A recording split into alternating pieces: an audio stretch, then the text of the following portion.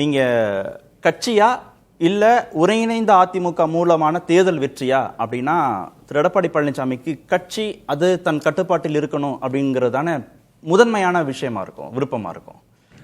ஆனால் அதிமுக தொண்டர்கள் என்ன எதிர்பார்ப்பாங்க, தமிழ்நாட்டு மக்கள் என்ன எதிர்பார்ப்பாங்க? ஆளுகிற திமுகவை வீழ்த்தி வருகிற 2026 சட்டமன்ற தேர்தலில் அதிமுக ஆளுங்கட்சியாக வரணும். இப்போ நீங்கள் கேட்ட இதே கேள்வியை ஒட்டுமொத்த தமிழ்நாட்டு மக்கள்கிட்டையோ அல்லது ஒட்டுமொத்த அதிமுக தொண்டர்கள்ட்ட இதே கேள்வியை, உங்களுக்கு எடப்பாடி தொடர்ந்து எடப்பாடி கட்டுப்பாட்டில் அதிமுக அவர் பொதுச் செயலாளர் கட்டுப்பாட்டில் இருக்கணுமா, இல்லை எல்லோரும் சேர்ந்து இணைந்து அதிமுக ஆட்சிக்கு வரணும்னா 99.99% எடப்பாடி பழனிசாமி குடும்பத்தில் கேட்டால் கூட இல்லைங்க ஆட்சிக்கு வரணுங்க என்று தான் விரும்புவாங்க. அப்போ முக்கியம் அதுதான். எடப்பாடி பழனிசாமி என்பவர் அவரால் இது உருவாக்கப்பட்ட கட்சி அல்ல, அவர் ஒரு இடைச்சொருகள் தான். அப்போ கட்சி ஆட்சிக்கு வரணும் என்பது தான் எல்லோருக்கும் முக்கியமாக இருக்கும். அடுத்து குபேந்திரன் மற்றவங்கெல்லாம் பேசுகிற பொழுது கூட சொன்னாங்க, இந்த கருத்து ஏதோ செங்கோட்டையின் மனசில் திடீர்னு இப்போ உதிச்சு பேசுகிற கருத்து இல்லை. சென்ற ஆண்டு ஜூலை ஆகஸ்ட் மாதங்களில் நாடாளுமன்ற தேர்தல் முடிந்த உடனே நான் அந்த ஒருங்கிணைப்பு குழுவை அமைத்து அப்ப பத்திரிகையாளர் சந்திப்பு நடத்தி அதிமுக ஒருங்கிணைந்தால் மட்டும்தான் அடுத்து வர்ற தேர்தல்களில் நம்ம வெற்றி பெற முடியும், இது ஒருங்கிணைக்க வேண்டும் என்று முன்னெடுத்தோம். அந்த கேள்வியை தான் நான் அவர்கிட்ட கேட்டேன். இப்போ சசிகலாவுடைய குரல், ஓபிஎஸோட குரல், கேசி பழனிசாமியின் குரல், புகழேந்தியின் குரல், அதுக்கு சமமான குரல் செங்கோட்டையின் குரல் அல்ல. அவர் இன்னமும் அதிமுகக்குள்ள இருந்து அந்த எதிர்ப்பை திரு எடப்பாடி பழனிசாமிக்கு எதிராக முன் வைக்கிறார். ரெண்டு ஒண்ணு கிடையாது. இல்ல ஒண்ணு கிடையாது, ஆனா ஒன்னா இருக்கலாம். ஆனா நான் சொன்ன அத்தனை இன்னைக்கு செங்கோட்டையன் சொன்ன அத்தனை கருத்துக்களை எடுத்து நான் பேசிய கருத்துக்களை எடுத்து பாருங்க. நான் சொன்ன கருத்துக்கள்ல இருந்து சிலதை அவர் எடுத்து பேசியிருக்கார், அவ்வளவுதான். ஆனா அந்த தாக்கத்து அது தொண்டர்கள் மத்தியில பெரிய தாக்கத்தை நாங்க அந்த எடுத்த முயற்சிக்கு பெரிய தாக்கத்தை உண்டு பண்ணுச்சு. செங்கோட்டையனுடைய வீட்டு திருமணத்துக்கு நான் போயிருந்தேன், வேலுமணியே அங்கே வந்திருந்தாரு. அப்போ அவர் கண் முன்னாடியே நான் போன பொழுது அவர் கூட இருந்த அத்தனை கட்சிக்காரங்களும் அண்ணா கை கொடுங்கண்ணா, அருமையான முயற்சிண்ணா, விட்டுறாதீங்கண்ணா, அவர் கண்ணு முன்னால அவரே ஆடி போயிட்டாரு. அப்போ அந்த கீழ் மட்டத்தில் அந்த பல்ஸ் எல்லோருக்குமே அதை உணர முடியுது.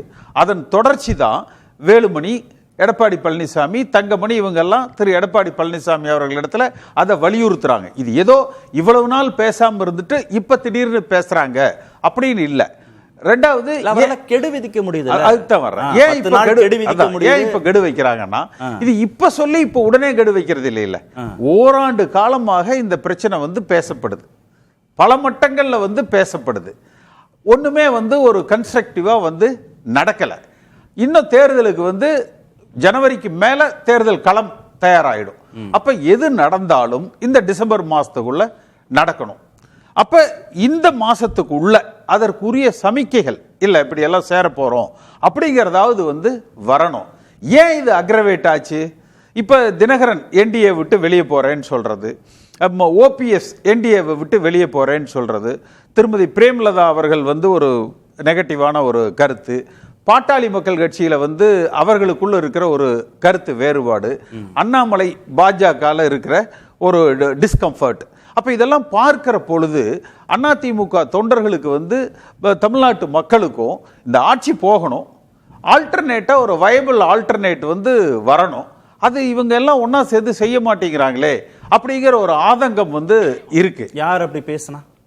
ஓபிஎஸ் இபிஎஸ் தான் அதிமுக பொதுச் செயலாளர், அவர் தலைமையை நான் ஏத்துக்கிறேன், அவர் தான் தேசிய ஜனநாயக கூட்டணி, பாஜக கூட்டணி, அதிமுக கூட்டணியுடைய முதல்வர் வேட்பாளர் அப்படின்னு எங்கேயாவது அவர் பேசியிருக்காரா?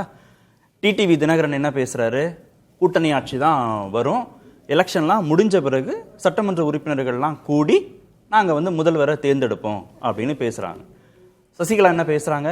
இன்னைக்கு பேசுனதுல கூட அதிமுகவுடைய பொதுச் செயலாளர்னு இருக்கு.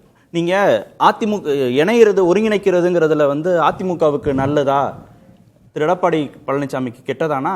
அவருடைய பொசிஷன் அங்கே கேள்விக்குறியாகுது சொல்றேன். இதுல அவருடைய பொசிஷனுங்கிறது செகண்டரி. இப்ப பேசுனதுல பல முரண்பாடுகள் இருக்கலாம். திரு மணி சார் சொன்ன மாதிரி செங்கோட்டையன் பேசுனதுலயே ஒரு முரண்பாடு, எல்லாரையும் சேர்த்தணும், ஆனா யாரை சேர்த்துறது நீங்க முடிவு பண்ணிக்கங்க. எனக்கு ஒரு கட்சிக்காரர் ஃபோன் பண்ணி கேட்டார் ஈரோட்ல இருந்து, இது என்னென்ன ரொம்ப குழப்பமா இருக்கு. உங்களை மனசுல வச்சுட்டு கேட்ட மாதிரி இருக்கும்.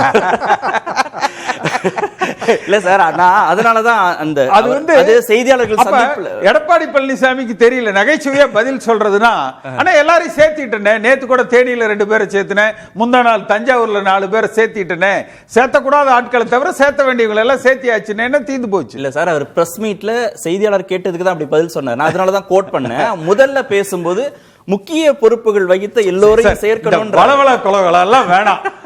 அம்மா அவர்கள் அம்மா அவர்கள் இறக்கிற பொழுது அதிமுகவுல பயணித்தவர்கள் வேற கட்சியில போய் இதுவரை சேராத அவ்வளவு பேர் இணைக்கப்படணும், ஒரே லைன்ல முடிச்சுட்டு போலாம். இதத்தான் அதிமுக கட்சிக்கார். இது தவறையும் இப்ப நான் பேசுறேன்னா, நான் செங்கோட்டையனுக்கு ஆதரவா பேசல, நான் முன்னெடுத்த அந்த கருத்தை இன்றைக்கு செங்கோட்டையன் வழிமொழிந்திருக்கிறார், அதனால நான் அதை ஆதரிச்சு பேசுறேன். நான் சசிகலாவுக்கோ ஓபிஎஸ்க்கோ தினகரனுக்கோ ஆதரவா பேசல. அந்த கருத்து ஒன்றுபட்ட அதிமுக தேவை இல்ல சார். இப்ப நீங்களோ திரு புகழேந்தியோ திரு ஓபிஎஸ்ஓ திருமிகு சசிகலாவோ கோர்ட்ல நீங்க போயிருக்கீங்க, நீதிமன்றத்தை நீங்க நாடிட்டீங்க, அவருடைய தலைமையை சேலஞ்ச் பண்ணி வழக்குகள் போட்டிருக்கீங்க, கட்சியின் பொதுச் செயலாளர் பொறுப்புக்கு தேர்தல் நடத்தணுங்கிற ஒரு டிமாண்டோட நெருக்கடியோட நீங்க இருக்கீங்க. இப்படி எதுவுமே எந்த டிமாண்டுமே இல்லாம திரு செங்கோட்டையன் ஒரு குரலை எழுப்புறாரு, எல்லாரும் ஒண்ணு சேரணும் ஜெயிக்கணுங்கிறதான் பிரியாரிட்டின்னு அவர் சொல்றாரு. ரெண்டையும் நம்ம சமன்படுத்திட முடியாது. சமமே இல்ல, ஒரு படி மேலேயே வச்சுக்கோங்க.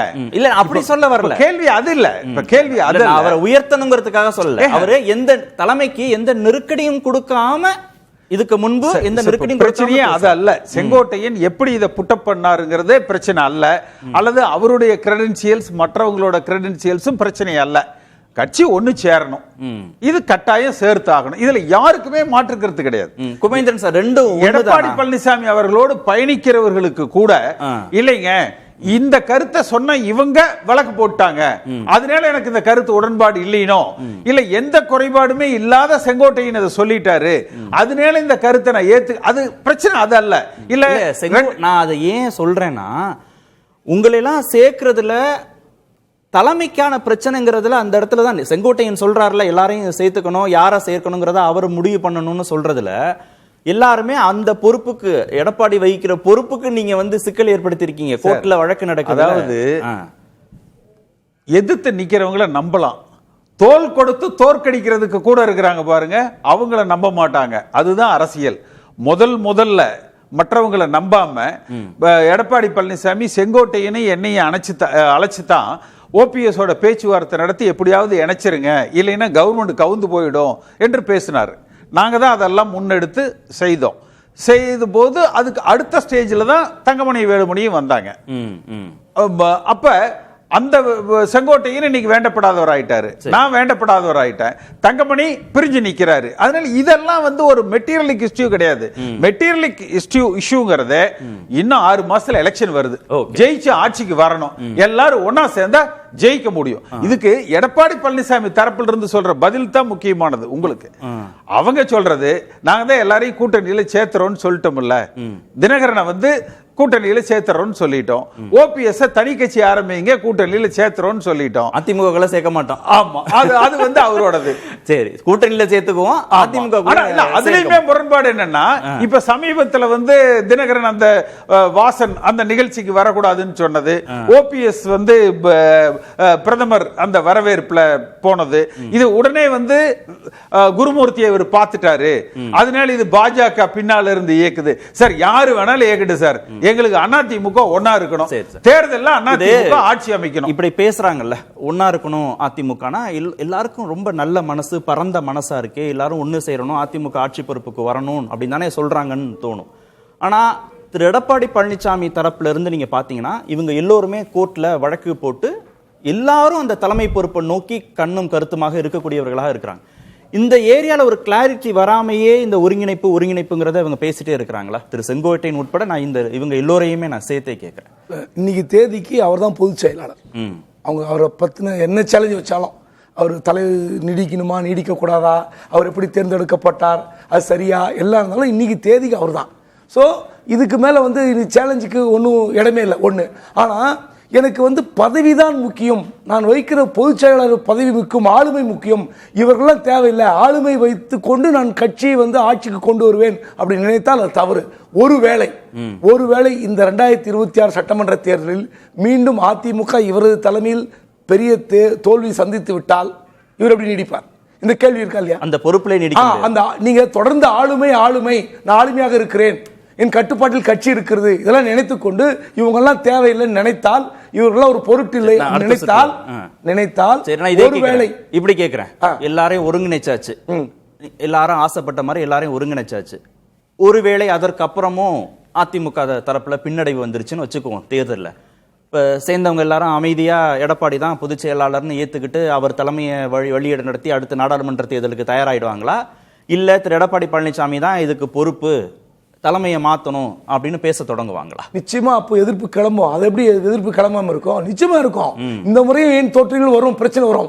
வேட்பாளர்கள் ஓனர்ஷிப் எடுத்த மாதிரி பின்னடைவுக்கு ஓனர்ஷிப் இவங்க எடுத்துப்பாங்களா? பாருங்க, எல்லா தவறுக்கும் நானே பொறுப்பேற்கிறேன்னு சொல்லி இவர் கிளைம் பண்ணிக்கணும். ஃபர்ஸ்ட் நான் சொல்றேன், நீங்க இப்போ 10 தோல்வி பழனிசாமி என்று விமர்சிக்கிறார்கள் என்று அவரே பேட்டி கொடுத்திருக்காரு. அப்போ நீங்க எல்லா தோல்விகளுக்கும் நான் பொறுப்பாமா ஏற்கிறேன், ஏனென்றால் ஒரு கரிஸ்மாட்டிக் லீடர்ல, ஆனா அந்த கட்சியை தூக்கி நிறுத்தி இருக்கிறேன், இந்த கட்சியை வந்து வழிநடத்தி செல்கிறேன். ஏன்னா பின்னாடி இப்போ ஒன்னே ஒரு விஷயம், நீங்க 2021 இவரெல்லாம் சொன்னார்ல, அந்த யார் முதலமைச்சர் வேட்பாளர்னு, இந்த பக்கம் 7 முறை போய் பேச்சுவார்த்தை நடத்தினாங்க, இந்த பக்கம் 7 முறை கிரீனர்ஸ் ரோட்ல மாறி மாறி. ஒரு கட்டத்தில் எடப்பாடி என்ன சொன்னார்னா, நான் எல்லாத்துலயும் விளைகிறேன், கட்சி அவர் நடத்த சொல்லுவார். அந்த நேரம் தான் இறங்கி வந்தார் ஓபிஎஸ். சோ யார் கட்சி நடத்துவது என்பது உண்மையிலே எடப்பாடி திறமையை நடத்துகிறார். ஆனா அவர் ஒரே பயம், தன் பதவிக்கு ஆபத்து வரக்கூடாது. அது தப்பு. அது எத்தனை காலத்துக்கு அந்த பதவியை நீங்க காப்பாத்திக்க முடியும்? ஓகே.